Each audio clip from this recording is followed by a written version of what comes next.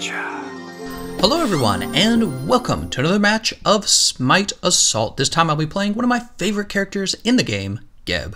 Geb's one of the older characters, and so when I started playing Smite, he was one of the first gods that I actually got into. I remember reading online about the different gods and getting exciting when I read about his rollout. I still, to this day, believe his rollout is one of the most fun moves in the game. I love how hard it is to aim, and I love how far it takes you into the fight or out of a fight. So you can see me, I'm going to be focusing on Stone of Gaia as my first item. That's because I expect Hebo to knock me up in the air a whole bunch in this fight, and I just want to take advantage of the passive. If you're playing a game mode like Conquest, this would be a terrible item to be buying, and you'd be an idiot to buy it. But guess what? There's no camps, there's no ganking. Assault is a very, very different game mode. It's so different from the other game modes, it's like you're playing a different game. Really, you should care about range, how good your ranged attacks are, and you should care about your sustain, because you're not going to be able to, especially early on in this game mode, you're going to have trouble with mana. And same with health. If you take damage, you can't go back to the fountain. So you either get healed by the meditation cloak, which I didn't take. I took blink to pair with my ult, my 4. You're going to have trouble with health. You're going to have trouble with mana. Your other option is to buy some other starter item and bring potions and mana. I don't do that. I rarely do that. Sometimes I do. But in this case, I just told myself, Stone of Gaia, take advantage of Hebo, and play it cool for the beginning. Just don't die in the beginning. That's my goal. And then my goal, since I'm not going to be dying in the beginning, I'm going to be leveling up, I'm going to be maintaining my level over the enemy, and I'll be able to pick up another item later. So right off the bat, we lost our Baron Samedi. Let's take a look at the teams.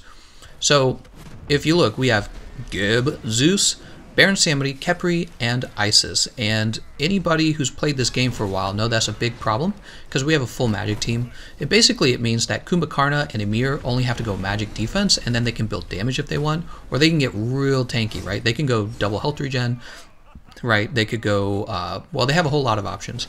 If I were them, since I play support a lot, if I were them, I would probably have Kumbhakarna build absolutely as much magic defense as possible. And then I would have Ymir go a mix of maybe like 1 or 2 magic defense items. I think 1 would be enough actually. And then the rest would all be damage with Ymir. And then I'd go blink Ymir basically. So here we go, Kumbhakarna is down. We've already lost 2 people. We're going to pick up that Kumbhakarna though. There he goes, Baron Samedi got him. And I am full health and have plenty of mana. So I'm in a good spot. I haven't used my blink yet. That's because earlier I was kind of in trouble there. So I used my ult just to get away. And yeah, so now I'm waiting for the cooldown on my ult so that I can blink into the enemy team and use my 4. You can see I'm leveling up Stone of Gaia. Of course, there's a pretty obvious reason for that. It's because Zeus and Baron Samedi are really powerful characters, but especially Zeus has a lot of trouble with survivability. And I think that Stone of Gaia is really going to be a lot more important. I'm sorry, not Stone of Gaia. I'm pretty sure the Stone Shield is going to be a lot more important than my 2, because I want to keep Zeus alive and keep him dealing damage. All right. So, opening of the game is 2-3. Nobody's really got a lead here. So far, I'm not really impressed with either the Kumbhakarna or the Ymir. They've played kind of messy. There's the Hebo poking people.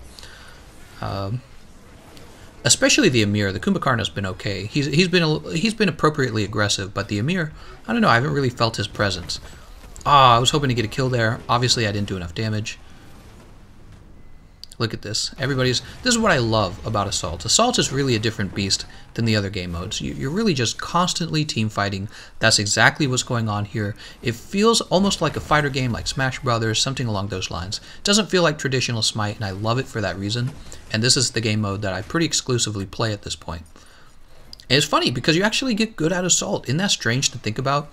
When I first heard about it, I thought of it as the most casual game mode ever, but that's just not how it works. Like if you get 5 skilled players on each team, it turns into this weird, crazy game mode. You know what I mean? And it is not like the experience you would have with the other game modes. It's definitely unique. There's Zeus getting hit by Kronos' 3. He is about half health. He's at risk. Isis playing real aggressive. She wants to hit somebody with their 1, getting knocked into the tower there, but she didn't get hit by the tower. I guess she got out fast enough.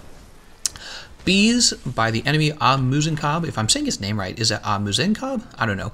Some of these gods have really funny names. Khepri's still alive there. He got knocked into the tower pretty bad. He's at below half health. When a god is below half health, they're at risk of dying. So that's why we talk about half health. Especially if you're a squishy god, you can just be ganked immediately, right? Somebody can invade your personal space and kill you real fast. You can see the Kumbhakarna back there is just about dead, and I would love to kill him. Keeping Baron Samedi protected there. You can see Ymir was putting up his wall to make sure that... Oh, I'm going for the... Oh, and he got out. He used his... What is that? His 1. Kumbhakarna used his 1 to get out of my ult. Gave him just enough distance, and now I'm in trouble. Am I okay? Am I okay? I'm okay. Alright, well that's too bad. You know, I wasted my ult there, and I didn't get a kill off of it. Here I am taking damage again from the tower, very close. I have my blink still. Shield's back in 2, 1. Watch me throw a shield on this guy. I doubt he's gonna live though. He's already in too much trouble. Who is that? Isis? Yeah, she's in too much trouble. She's taken down by a Muzakab. Zeus taking a little bit of tower damage there. We got a little bit of damage on the tower. That's good. When you do an invade like that, when you jump not an invade, when you do a tower dive like that, you would hope that your teammates do a little bit of damage to the tower. And there's Ymir ulting because he was in the middle of Zeus's ult, and I don't think he expected to get out of it alive, so he decided to use his ult to do a little damage, and in the end it didn't really help because I used my stone shield on him, on Zeus, I should say, to counter him. But Zeus is now dead, Hebo knocking him up. Khepri's about to die. There goes Khepri.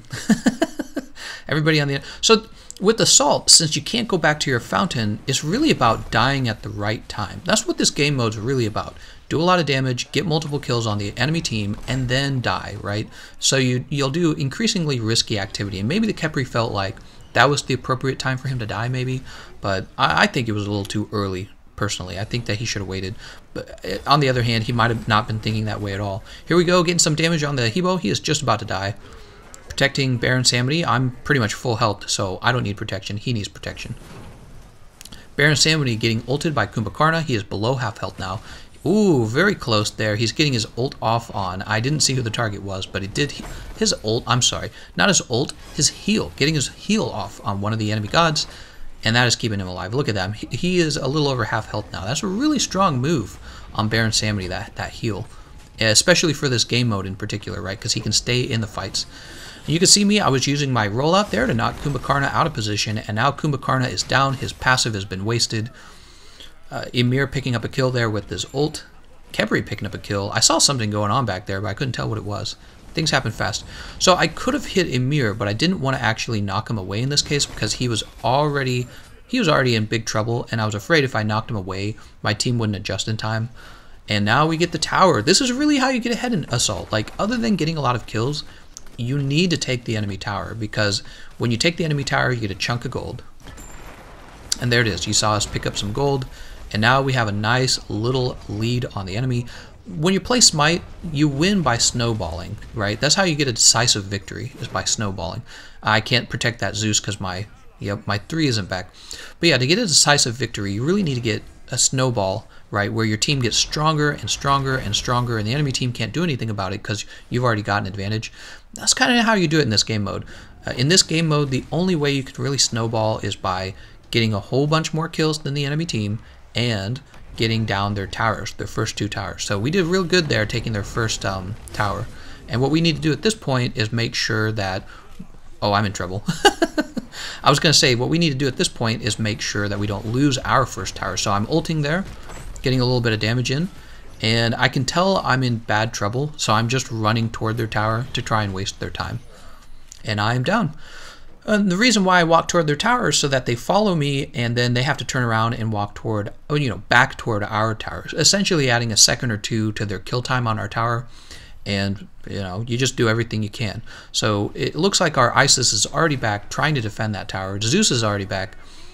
He missed his ult. That was terrible, really poorly placed. And they're going to take our tower. Yep. So maybe if Zeus there had placed his ult a little better, he could have at least killed 1 or 2 of them while they were taking our tower. It's hard to say, but he wasted his ult there. That was very poorly placed. Here I am. You saw me use rollout to get back into the fight faster. basically tied back up now. It's 14-13, and we've both taken each other's towers. So it was a tied game at this point in the match. And that's really not good for us because, once again, we have a big disadvantage in the way that we're a full magic team, and they're able to build very tanky against us. You'll notice my next item that I built was Sovereignty, and that's actually for the health regen. So I've already got HP 5 from Stone of Gaia. Now I've got HP 5 from Sovereignty, and stacked together, some crazy high number, plus the passive, the passive health regen from Stone of Gaia as well. So it's really a sustain is what I'm going for here, and Khepri's going to benefit from that Sovereignty as well. He's going to get a nice little bit of sustain paired with his passive shield. So it's a great choice. I think I like Sovereignty a little bit better than Heartward Amulet in this game mode, just because by the time you're building Heartward Amulet should rarely be your first choice. The only time you would choose Heartward Amulet as a first option is kind of like right here. When you're fighting a full magic team, you might go Heartward Amulet on your Guardian. Well, if you're going to take it late game, everybody's kind of already got a means to get good mana regeneration, so the HP 5 benefit of Heartward Amulet doesn't really show up, and what ends up happening is, rather than Heartward Amulet, I end up valuing Pestilence a lot more because it's all about controlling the enemy's health regen, the sustain. I keep talking about that. When we talk about Assault, we have to talk about sustain. So there's Zeus taking down Ymir. Nice job on that. You can see that they're pretty hurt back there, and this is going to allow Khepri to go in and poke. I'm getting my shield down on Khepri so he can tank the tower dive, the tower for a while. We just lost, who is that, Baron Samedi? And look at that, we're kind of pulling back a lead again. Khepri hurt pretty bad after all that, but he's still alive. Let's see, he's benefiting from the Sovereignty right now. Khepri's, okay, what am I doing here? Taking a stab. Khepri's in trouble. Khepri is still alive. He just placed his ult on himself, and it worked. He's still alive. Is he going to get his... Yep, he had his one. There we go. So Khepri getting safe out of the tower, even though he looked like he was in a very bad position. Zeus ulting there. Let's see if he picks up a kill. He just got hit. Oh, no, he did not get hit by... Well, he got hit by the second move by Kronos. I just finished my stone shield, and we are still alive, and I still have my rollout. So we're in a good position here. Here I am. It looked like I was going to roll away, but actually it was a trick. I wanted to get close to my enemy. And you can see I ignored everybody for a Muzenkob. When I saw that I scared a Muzenkob off, I turned around to address everyone else. So that was kind of like a bluff, essentially. I went straight for our Muzenkob because I do have the physical defense, and then I essentially caused the enemy team to scatter. And look, see, now my team's kind of getting back together. I have my ult, so I'm trying to get into a good position for the ult.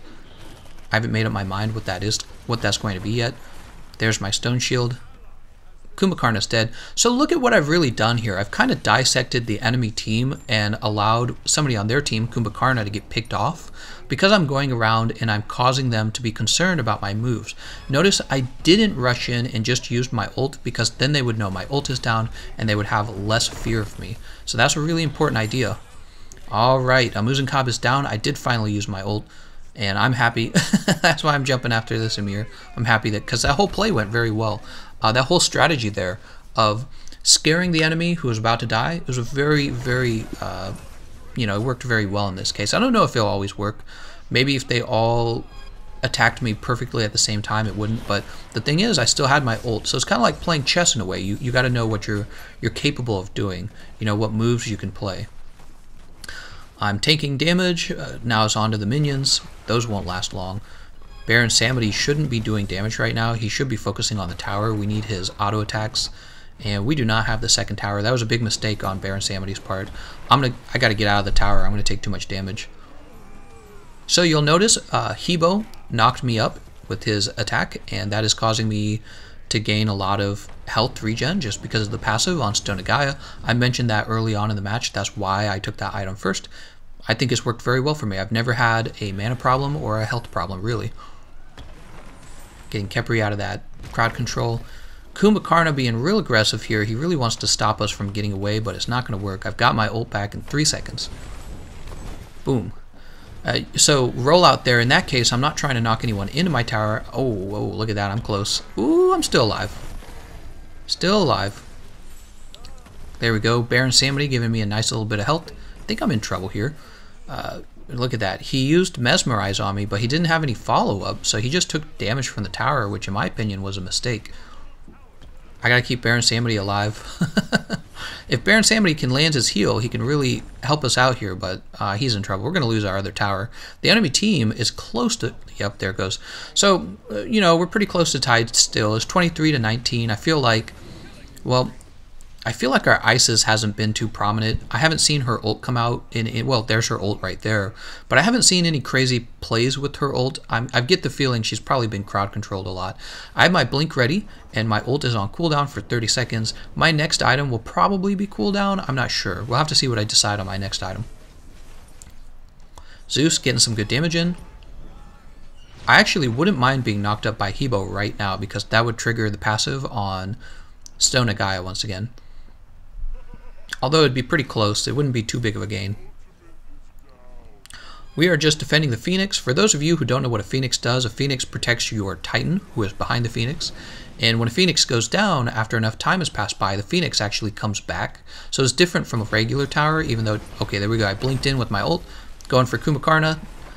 Oh, look, Kronos is scared too. He just used his Aegis. I just got ulted by, by Kumakarna. So Kumakarna's ult is down. And see, I feel like our damage dealers really should have been in there sooner. I feel like when you play Guardian, you can kind of tell when your damage dealers are crazy good and when they're just kind of average. You run into a lot of average players playing Assault, but that's what makes it fun, right? So the enemy teams, I would say the enemy team, yeah, we're ahead of the enemy team right now in terms of health. They're in a scary position because we're working our way up to their tower, and we're going to be able to pressure them pretty hard once we get up there. Oh, Kumakarna's way out of position. If he doesn't go down, wow. Kumakarna's still not down. He's still alive. Baron Samedi using his ult. Ymir jumping in with his ult. Reflexively, I protected Zeus. And Hebo's out of position now. Hebo's dead. Ooh, I got Hebo. Nice. It's nice to get a kill as Guardian every now and then, because you don't get that many kills when you're a Guardian, especially depending on who you play as. Look at this. Khepri being pretty brave there. He jumping right into the tower. Did he just expect me to stone shield him? Maybe he really expected it. I'm tanking the tower right now, but I can tell that they're not able to defend against me. Alright, so we're tied back up, except we have a nice little kill lead. And fortunately, the enemy team has more people dead on their team than ours, so we can kind of keep them staggered if you want to think of that way. Wow, look at that excellent wall placement by Ymir there. He actually pulled me into the tower by placing the shield that close behind me. Look at them. Oh, bad move, Ymir. Bad move. So he he didn't redeem himself there. He made one good move. Maybe it was an accident, because right afterwards he made a big newbie move. When you're in trouble at a tower, you know, when you're outnumbered 4 to 1, it'd be nice if you could defend that tower, right? But if you're not going to defend that tower, don't go down with it. You want to stay alive and defend whatever's behind the tower. In this case, it would be the Titan. So the enemy team is spawning in. It's not going to be as many as it would have been if Ymir had stayed alive, right? And they're going to come down and attack our Phoenix, but honestly, we're going to be able to hold this out pretty well. My ult is back, Blink is back, so we're going to be able to hold this, and our team's going to come back, and we're going to have a fight at our Phoenix. This is kind of a longer match. You know, sometimes these matches, they carry on for like a half hour, 35 minutes, just like you were playing a regular game of Conquest. It really depends on how skilled everyone is. There we go, getting Meditation Cloak from Khepri, so now I have more mana, which was nice because I was kind of low. I just blinked into Hebo. I wanted to get Hebo out of the match. He is so close, so close. Baron Samedi using his ult, and Baron Samedi not managing to kill Hebo. But Hebo looks like he was pulled out of position, and he is dead now. So, mission accomplished on getting rid of one of their damage dealers. Kronos, oh, I missed him. Kronos is another one of the damage dealers. Look at that, he's in trouble. Kronos ulting there, coming after our Baron Samedi. Me and Khepri have the same idea. We're both worried about Samedi going down. Samedi is okay, and now they're on the run again. Look at that. So they only have one damage dealer left in the late game. We're basically made it to late game. That's Amuzin Cobb. And it's kind of nice that I have that physical defense right now, because that's, you know, you gotta have that for fighting a physical damage god. And it looks like I'm not gonna really be able to stop him. He's got that extra movement speed. I presume he does. Look at that. Ult down, right? Amuzin Cobb ulting on me. He should have saved that, honestly, because I've got a lot of sustain. So, oh, here we go. Is that going to kill me? And there I go. Kumakarna finally taking me down pretty late in the game. I only had 3 items. It's time for me to build some items. So it looks like I'm building damage, surprisingly, because that doesn't really pair with my... It doesn't really pair with my ult, but I'm also building the Reaver there. So it looks like I just want to be able to deal more damage with my 2. It's kind of a very aggressive move, but I think I made that decision based on how well the enemy team's been playing and how well our Khepri's been playing. Our Khepri's definitely been a really good tank, and so I think I'm planning on playing a little bit more like a warrior. I don't know if that makes sense to you guys, but when it comes to spike damage, if you can get good spike damage on the enemy team in assault mode and knock them out, there's nowhere for them to go. You know what I mean? All right, we just got to wait for that reset time. I'm watching the enemy team beat up our teammates. Let's see. Ah, look at that. I changed my mind. That was smart of me. I agree with that. So I started out with the Chronos Pendant, and I changed over to a magic defense item that would also give me cooldown. I think that was the right move. But yeah, I think I was just tempted to see. You know, I do a lot of experimentation just to see what it feels like. But I think in this case, I was feeling a little iffy, like we could lose. And I decided to go magic defense, and that was appropriate. So I went magic defense, cooldown. We are defending our Phoenix. We're waiting for Zeus to come back. And I have my blink and my ult. Just looking for the right moment. I want to get both damage dealers. Got him. I shielded myself. Baron Samity. Not really getting too much done there. He's in trouble. Baron Samity is still alive. Oh, and he's gone. Isis picking up a kill on Kronos. I can see that Emir's in trouble. Come on.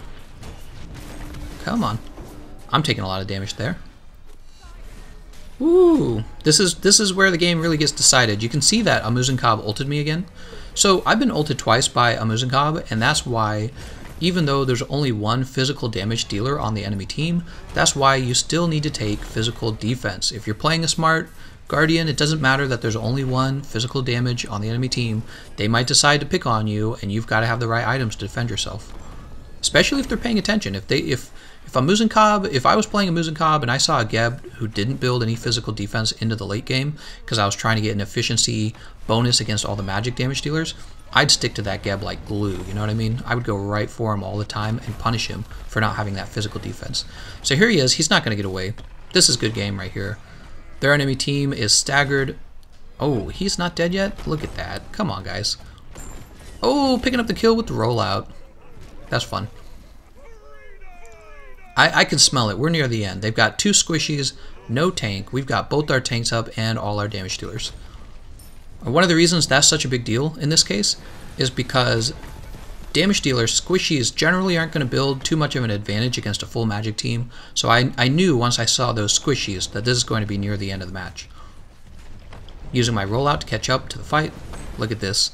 Look at this. Damage. Look at all that damage. Damage dealers here. GEB and Khepri damage dealers. I'm just joking. You know, I think I could have gone Chronos Pendant. I don't think I was hurting too bad most of that match. And here I am messing around with Amuzen-Cobb, getting my shield out. So I have my blink. I wonder if I'm going to use my blink. I wonder if I'll need to. The Guardian's taking damage. Look at me. I'm pushing Emir away, so he has to come back. Emir ulting here. It's over. Good game, guys. Very good job. If you enjoyed this content, please let me know. Let's go ahead and take a look at the scoreboard. I'm really curious. Alright, when we take a look at the scoreboard, I noticed that, well, our damage dealers dealt damage. Khepri tanked better than I. I knew he was going to do that. Baron Samity did a decent amount of healing there. And our best damage dealer was naturally Zeus. It looks like Zeus kind of carried there. He went 15 and 6. So he was pretty important, and I was glad that I was able to focus on protecting him so much with the stone shield. And then on the enemy team, let's see what went wrong over there.